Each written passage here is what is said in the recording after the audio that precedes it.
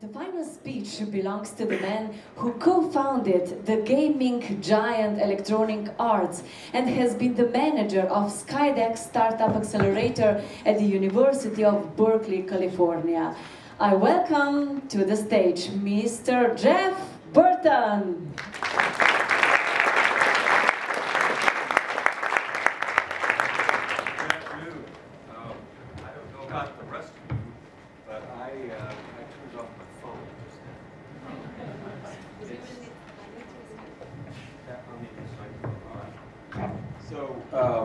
I'm delighted to be here, and I think that there have been a lot of very impressive presentations today, very professionally done. I'm really pleased to see what they've been working on here at ABC Accelerator. So I'm going to be very brief because it's been a long day, I know. And I just wanted to provide some thoughts about fundraising. First one that comes to my mind is to always hold on to your dream. That's an important aspect of being able to continue regardless of what transpires with funding. And sometimes it takes a long time. In order for us to do what we are trying to do, we have to be obsessed. And we have to be a little bit arrogant, and we have to be a little bit cocky about having a sense of possibilities that are open to us that aren't open to others because of our convictions. And if we didn't feel that way, if we didn't even have a little bit of a sense of not knowing what we don't know, and if we were too conscious of the pitfalls, if we were too conscious of the obstacles, we might lose our conviction. And we really do have the sense of really being obsessed with it and really believing that we know how to do it better than everybody else. And that may seem arrogant, but if we didn't feel that way, we wouldn't be able to pull it off. And it's because we feel that way that we're going to. So I've shown this many times because I think it encapsulates the attitude of startup founders and entrepreneurs that they have to adopt a mindset, hold on to their dreams and really believe in themselves to an extent that sometimes comes across as arrogant, but it's absolutely necessary to keep going. And I think all of the founders today have internalized that attitude and will see some success, I think. The other thing I wanted to say was that everybody should understand that it's not a sprint; it's really a marathon that you're on when you're fundraising.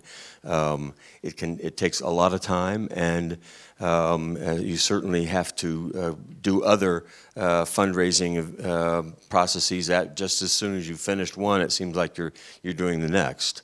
So it's if you aren't. There's no way to shorten that cycle, I don't think. Of course, you have to have the big idea. That's crucial to any startup, as you know, and I think there's been some big ideas shown today that are really fascinating. You really need to have the right team, too, and I think that all of these companies have shown that they've spent some significant time and effort in creating the right team or pulling the right team together. One thing I would say, too, is that a salesperson, as soon as you have a prototype, is probably appropriate, and it's probably not often enough implemented because the bottom line is you've got to be able to sell the product, and so you need to bring people in early on in the sales process. And so many people so many creatives who found companies are technical. They sometimes don't think about bringing in salespeople early in the process, but that's important. Next, it's not a gold paved road that you're heading down. It's very, very hard, and I think that sometimes I hear people coming to Silicon Valley, and they think that they can be there for a month and get funded. They think that all they have to do is have us that are there put together a group of investors like this, and they'll find funding right away. It never happens that way, and it's a bit of a myth that really needs to be squelched, because it just doesn't happen that fast. The other thing is, I often think that it's important for startup entrepreneurs to understand that they need to be careful in choosing who they have as an investor. You don't want a board that looks like this.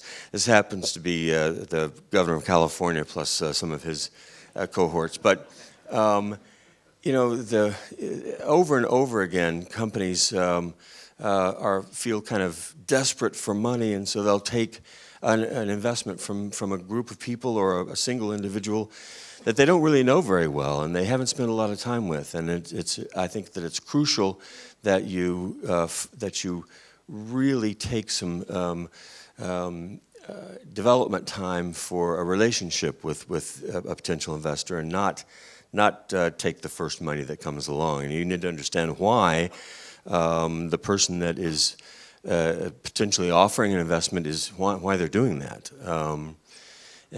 Because at the end of the day, if you have a difficult board to work with, it makes your life miserable, and that's what you don't want to fall for that.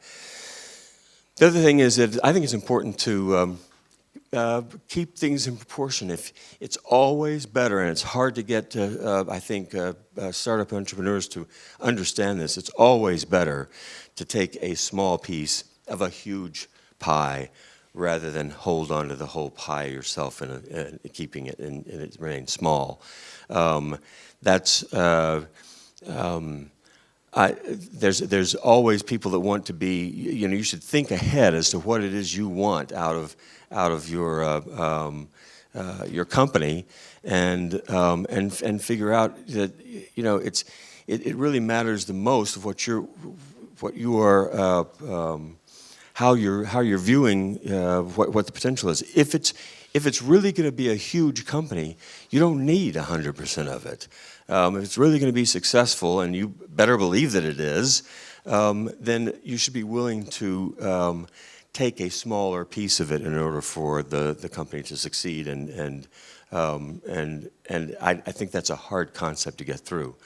But I really enjoyed all of the presentations, and I think it's a great group. It's a huge group here, actually, and I have to say that this is a wonderful demo day and very professionally done, and I appreciate being a part of it. Thank you.